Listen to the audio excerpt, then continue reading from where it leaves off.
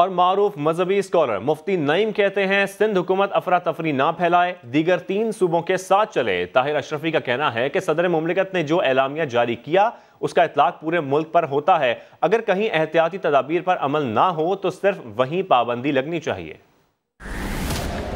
सिंध में जुमे को फिर सख्त लॉकडाउन, मसाजिद में शहरियों के नमाज जुमा पढ़ने पर पाबंदी।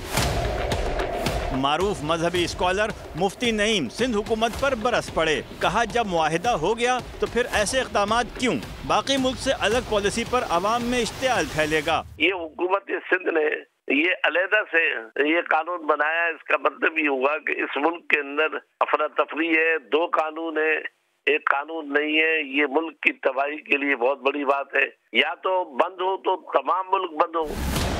पाकिस्तान उलमा कौंसिल के सरबराह ताहिर अशरफी कहते हैं सदर मुमलिकत के एलामिया के मुताबिक मसाजिद में नमाज की इजाज़त है। तमाम मकातिब फ़िक्र के उलमा का एक मुत्तफ़िक़ा एलामिया जारी हुआ सदर मुमलिकत की सदारत में।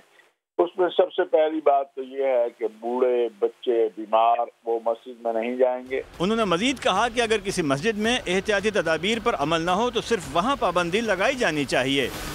रमज़ान की खास सौगात खजला फेनी को भी महंगाई का तड़का लगा दिया गया। पहली सहरी के लिए कराची वालों ने भी खजला फेनी की खरीदारी की, मगर कीमतें बढ़ने का शिकवा भी किया। रिपोर्ट कर रहे हैं सलमान अहमद।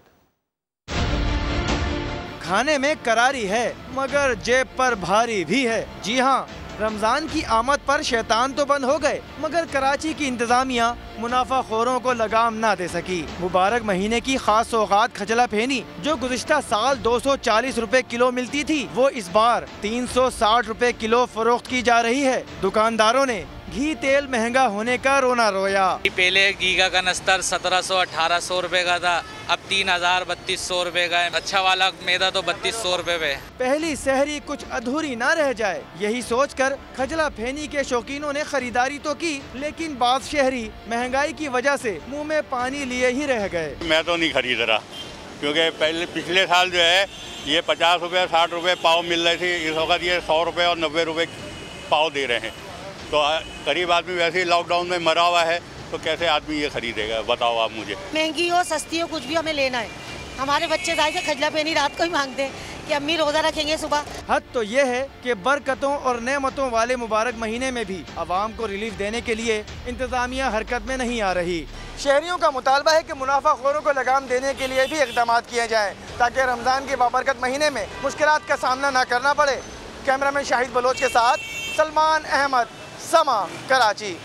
अवाम की मर्जी के खिलाफ रियासत की रेट कायम करने की कोशिश पागलपन होगा। सदर मुमलिकत डॉक्टर आरिफ अलवी कहते हैं पाकिस्तान कोई पुलिस स्टेट नहीं, 18वीं तरमीम के बाद सूबों को डिक्टेट नहीं कर सकते। सवाल उठाया कि जब फैक्ट्रियां खुल सकती हैं तो मसाजिद में नमाज क्यों नहीं हो सकती। वो समा के प्रोग्राम सवाल में गुफ्तगू कर रहे थे। मैंने सारे चीफ मिनिस्टर से, सारे गवर्नर से और डॉक्टरों से मशवरे किए। मैंने ये नुकात लिखे बैठकर। 17 नुकात के अंदर SOPs हैं कि क्या करना है। वो दुनिया के अंडरस्टूड एक्सेप्टेबल SOPs हैं। डॉक्टर ने कहा कि ये तो बड़ी इनडिसिप्लिन्ड कौम है। तो मैं कहता ही हूँ कि मौका तो दो डिसिप्लिन होने को, उनको खुद बजाय इसके कि पुलिस के जरिए डिसिप्लिन किया जाए। उन्होंने जजमेंट अच्छा किया गलत किया ये वो जानते हैं। यहाँ बैठकर ये कभी भी नहीं कहूँगा कि जो 18th अमेंडमेंट के बाद कि हम डिक्टेट करें या मैं डिक्टेट करूँ कि जी हालात तुम्हारे सूबे के अच्छे हैं, तुम क्यों कर रहे हो। सिंध की हुकूमत ने एक जजमेंट अपने लिए कर लिया है। पंजाब के चीफ मिनिस्टर से कल बात हुई मेरी, KP के चीफ मिनिस्टर से कल बात हुई मेरी। सबके चीफ मिनिस्टर्स ने यह कहा कि they think they will be able to manage this. अच्छा, जब फैक्ट्री खोल रहे हो तो मस्जिद क्यों बंद कर रहे हो भाई? अगर फैक्ट्रीज में SOPs हो सकते हैं तो मस्जिद में क्यों नहीं हो सकते SOPs? मेरा ख्याल है टेलीविजन पर बाजारों पर इतनी बहस नहीं हो रही, मगर मस्जिद है एक फोकस हमारा। लोग कहते हैं writ of the state establishment. अच्छा, ये पागलपन की कैफियत है। पुलिस स्टेट है क्या ये? अगर आपने सारी फैक्ट्रीज और इंडस्ट्रीज बंद कर दी तो चाइना जैसा मुल्क तो हैंडल कर लेगा छोटे से सेक्टर में। पाकिस्तान जैसा मुल्क के अंदर गुर्बत और मुफलिसी से भी लोग मरेंगे। अगर मेरा बच्चा भूखे मरने का इम्कान हो, सारे SOPs भूल करना मैं काम करूँ। अब आपको बताएं, साल भर ईद सीजन का इंतजार करने वाले दर्जियों की उम्मीदों पर लॉकडाउन ने पानी फेर दिया। दर्जियों की दुकानें तो खुल गईं मगर कपड़े की दुकानें बंद होने से उनका काम न चल सका। इस्लामाबाद से जहीर अली की रिपोर्ट। रमजान की आमद आम हालात में इन दिनों दर्जियों के पास सर खुजाने की फुर्सत नहीं होती थी, मगर आज वही टेलर मास्टर हाथ पर हाथ धरे बैठे हैं।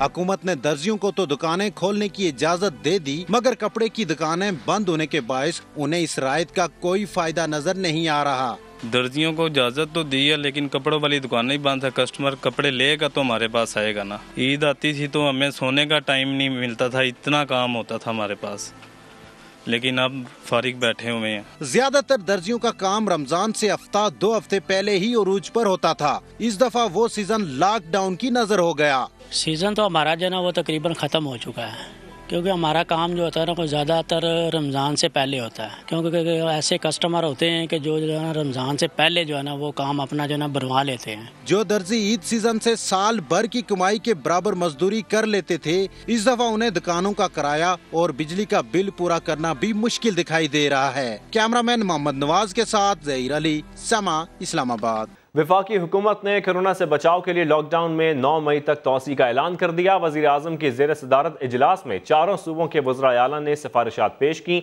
असद उमर कहते हैं सूबे में अपने हालात के मुताबिक फैसले करें। रमज़ान मुबारक में अवाम ने एहतियात कर ली तो ईद के बाद सूरत हाल बेहतर हो सकती है। ऐसा ना हो कि ईद पर मजीद पाबंदियाँ लगानी पड़ जाएँ। इस्लामाबाद से अब्बास शबीर की रिपोर्ट में देखिए मजीद।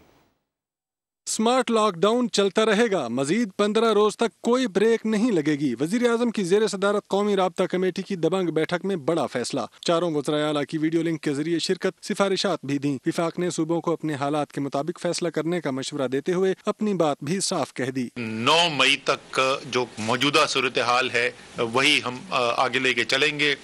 तमाम सूबों की मुशावरत के साथ किसी भी मुल्क के हिस्से के अंदर सहर और रफ्तार के वक्त जो है वो लोड शेडिंग नहीं की जाएगी। नोटिफिकेशन के अंदर इसकी सारी तफसीलात भी पावर डिवीजन की आ जाएंगी। अवाम ईद अच्छी गुजारना चाहते हैं तो रमजान बड़ी एहतियात के साथ गुजारना होगा। हुकूमत का 2 टोक इंतबाह। अगर हमने बद एहतियाती की तो कहीं ऐसा ना हो कि जब हम ईद के करीब पहुंच रहे हो फिर हमें ईद के लिए और भी बंदिशें लगानी पड़े। विफाकी वजीर असद उमर ने यह भी बताया कि एहसास प्रोग्राम के तहत 57 लाख खानदानों में 69 अरब रुपए तकसीम किए जा चुके। पाक फौज सिविल इंतजामिया की भरपूर मदद भी कर रही है, जबकि मजीद जरूरियात का तखमीना माहिरीन की मदद से लगाया जाता है।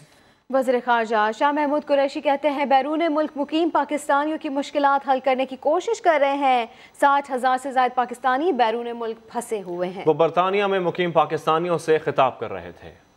से लेके रात तक इस मसले से 2-4 रहते हैं, और वो है स्ट्रैंडेड पाकिस्तानीज जो दुनिया में हैं, और आज उनकी जो तादाद है वो 60,000 को छू रही है।